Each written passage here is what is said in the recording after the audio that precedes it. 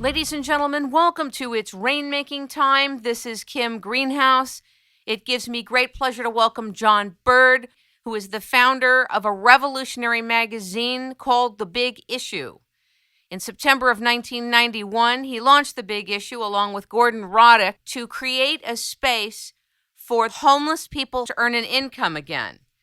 His interest is to dismantle homelessness. Having been homeless himself, he speaks from the ground of his experience. With a background in printing, he was able to put a totally new paradigm together, which is helping homeless people help themselves. He formed a magazine, but he also formed a foundation to help the homeless during different phases of homelessness, aside from giving them a job. He is adamant about the fact that the homeless should not be treated like pigeons. And he has a lot to say about the distinction between participative and representative democracy. His business paradigm is totally different regarding solving the homelessness problem. Nobody can say it like he can. Ladies and gentlemen, welcome John Bird to It's Rainmaking Time. Good afternoon. Thank you very much indeed. Talk to us a little bit about homelessness from your own experience and what led you to start The Big Issue and how The Big Issue is really a paradigm shift in the way homelessness is viewed. Well, my own personal homelessness was due really to the fact that my mother and father, who had 6 boys just after the Second World War, at a time when really Britain was still recovering from the war, and in fact many people were worse off just after the war than previous to the war. They had a family, they married. We were living in the slummiest part of London, in the highest level of infant mortality in the British Isles, and this was all within 2 or 3 miles of the Houses of Parliament. And where we lived was full of very poor people who had drink problems, not drug problems, there wasn't much drugs around, a lot of drink problems, lots of violence, lots of wife beating, and all things like that, and a lot of malnutrition. And my parents were very much, my father was a local guy, worked in a distillery. All his family had been in the army in the First and Second World War.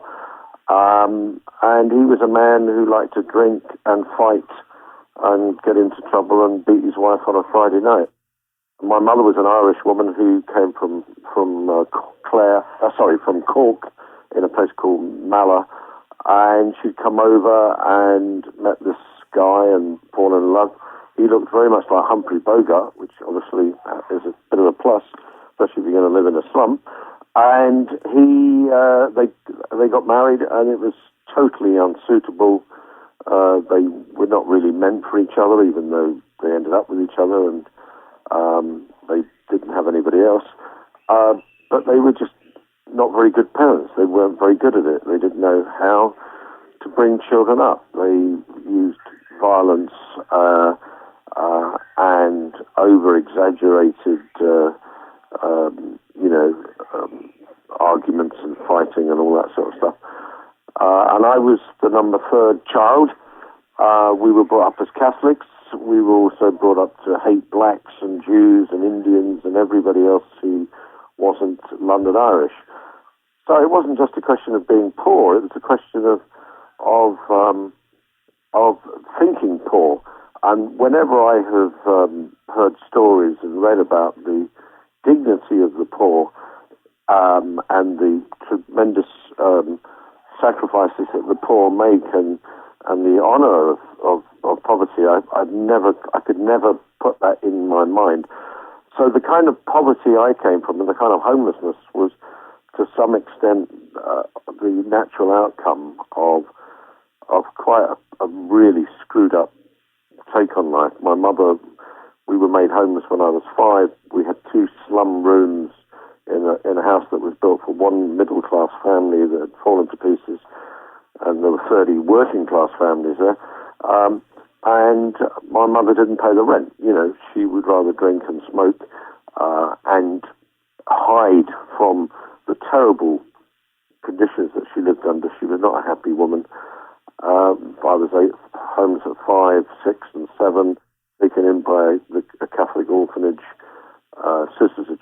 Army and was there for 3 years.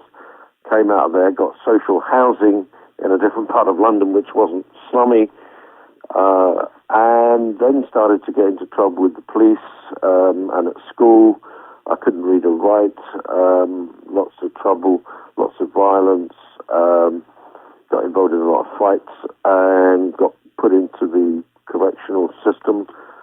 And from the age of 10 onwards, I was on probation, did short, sharp shocks, did boot camps, did all that kind of stuff. My homelessness was really me running away from home because I just could not stand with great detestation. Couldn't stand the life, couldn't stand the people, couldn't stand the violence, couldn't stand the arbitrary nature of it all. And being uneducated and rather badly treated, I had no answer. There was no way out of it. There was no one to turn to apart from Jesus, which I had this kind of strange attitude. I thought he was my mate. And whenever I got arrested for housebreaking or shoplifting or stealing cars, I always thought Jesus was going to help me. So it was a kind of strange way of thinking. Anyway, left school at 15, had about 9 jobs in the space of a few weeks, and was about to join the army because I'd been a boy soldier. I'd been a cadet, but they refused me because I had these things hanging over me, and then I was given 3 years, put into a kind of penitentiary type place. Got out of that, and then actually had started to paint and draw and had learned to read in a boys' prison by a prison officer who was an Indian-looking guy, which was extraordinary because, of course, I'd been led to believe that these people were absolute enemies of us, and so I was taught to read and write by a guy giving me a book and saying, "You obviously can't read. Here's a book. Here's a pencil. Underline all the words that you don't know." And we'll talk about it. So over a couple of months, he taught me to read and gave me tremendous confidence. And though it took me another 10, 15 years to get myself sorted out, I was on the road because I could educate myself, and I became a vociferous reader and started to paint and draw and listen to, classical music as well as Elvis Presley, and became fascinated with culture and fascinated by the fact that I kept, this idea of being a painter and all that. So I put in a lot of effort while I was inside. When I got out, when I was 18, I got a place at art school, which was extraordinary because then, 1964, I had no levels, I had no degree paperwork, I had no exams. And I just got in, and they took me in on the merit of my work, and I did very well for a short period of time, but got into more trouble because I started spending all my time chasing girls and getting drunk, and then I ended up as a father at 19. Anyway, the long and the short of it has then followed quite a period in the underworld and doing smash and grabs and stealing money through fraud and all that. And my big turnaround was when I was 21. I had to leave England and I went to France, which was my first trip ever abroad, apart from to Ireland, which we used to go to quite regularly. And I met up with a load of Marxist, Trotskyist, anti-bourgeois people